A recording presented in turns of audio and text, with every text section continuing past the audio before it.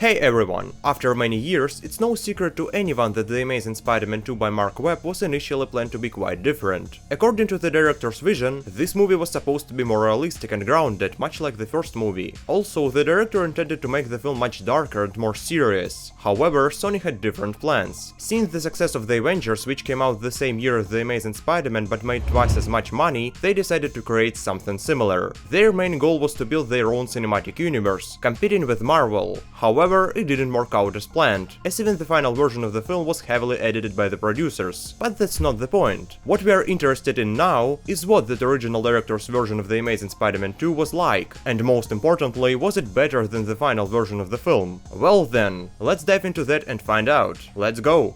So to avoid getting lost in a huge amount of information, let's go step by step. First, we will break down the material about each character separately, and then we will move on to some very intriguing concept art. Venom. As you probably know, he was supposed to be one of the main antagonists in The Amazing Spider-Man 3, naturally before the prequel got cancelled, and in the sequel they plan to introduce him. In an alternate final trailer, when Gustav Fierce was walking around Oscorp, there is a glimpse of a camera with the symbiote inside. Additionally, there is concept art showing Venom contained in some kind of mysterious device. Actually, Sony planned to introduce Venom specifically through Oscorp. Mary Jane. They even managed to film some scenes with her, which were later deleted. By the way, the character was played by Shailene Woodley. In the original script, she's introduced as Parker's new neighbor. Her father is a cruel alcoholic, and MJ herself works as a waitress. In her free time, she enjoys building motorcycles. She also has a crush on Peter, but he doesn't pay any attention to her at all, as he is completely focused on Gwen. Throughout the plot, Spider-Man stood up against her father. When her drunken dad was beating her, Spidey told him to back off. By the way, Mary Jane has a tattoo of Spider-Man on her wrists. Towards the end of the script, when Gwen came to Parker's house but he wasn't there, she met Peter's new neighbor. Mary Jane told Gwen that she always had bad luck with guys, and she always attracts not so nice guys. So she asks Stacy for advice on where to find someone like Peter, and Gwen replies, date a nerd. And thus, she gives MJ the green light for a relationship with Peter, and she essentially heads towards her death.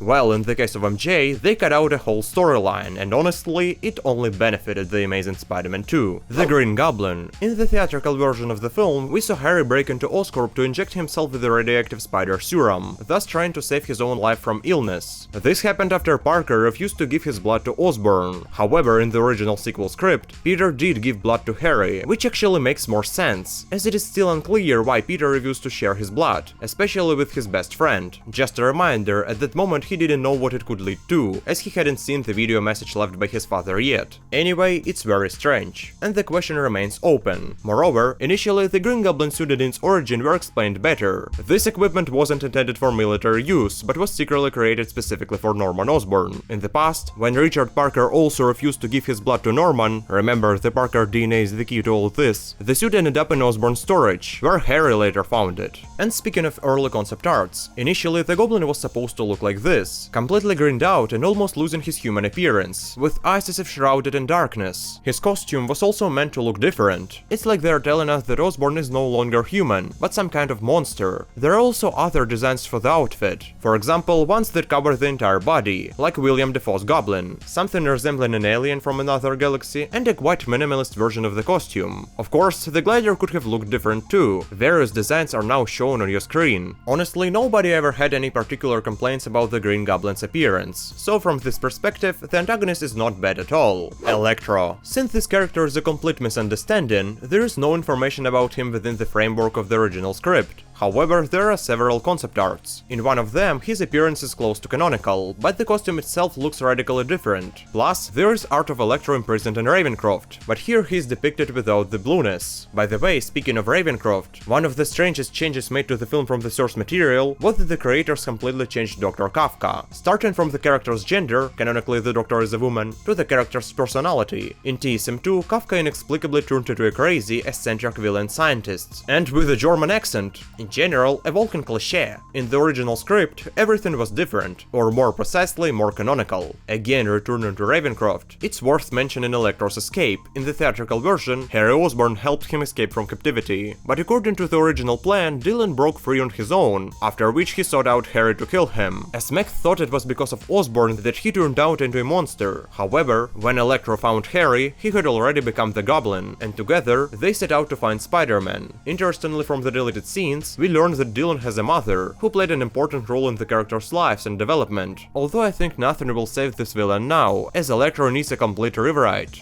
J. Jonah Jameson. Unfortunately, in Mark Webb's duology, we never got to see the most important secondary character in the Amazing Spider-Man universe, J. Jonah Jameson, but despite this, he was featured in the original sequel script, by the way alongside Robbie Robertson. We would have first met them when Parker brought photos of Spider-Man to the Daily Bugle, then Jameson would have given him a tour of his office and complained about how the internet is killing the newspaper business. Jameson's next appearance would have been during Spider-Man's first fight with Electro, where two of them smashed printing presses and Daily Bugle offices. Also worth mentioning is the Rhino, or rather his early concept designs. Although in each drawing he still remains essentially just some mechanized monster, his designs here are radically different. In some, Rhino looks like a gorilla, and a huge one at that. Another thing worth mentioning is Gwen Stacy's death. In the original script, instead of dying right away, she manages to tell Peter words of encouragement, saying that he should never give up. In reality, some part of the script was implemented, however, many scenes were simply cut from the film. In truth, it's difficult to say 100% whether The Amazing Spider-Man 2 would have been better if Mark Webb had made the film according to the original script, as not everything is known about it, but some of the cut scenes definitely needed to be kept.